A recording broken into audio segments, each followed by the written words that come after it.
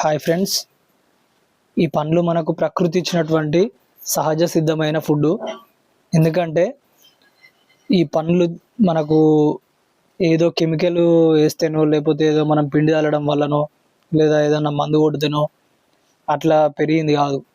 ఏంటంటే ఇది ఎలాంటి ఎరువు లేకుండా డైరెక్ట్ భూమి నుండి భూమి యొక్క పోషక పదార్థాల నుండి పెరిగినటువంటి ఫుడ్.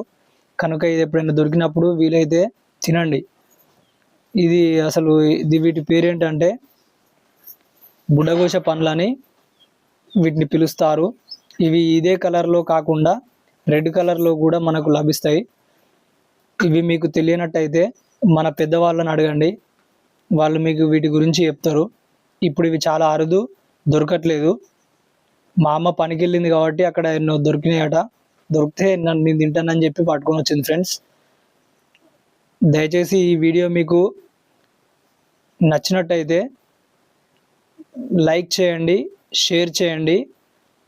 ఇప్పటి వరకు నా ఛానల్ని సబ్స్క్రైబ్ చేసుకోకుంటే సబ్స్క్రైబ్ చేసుకోండి. Thank you friends.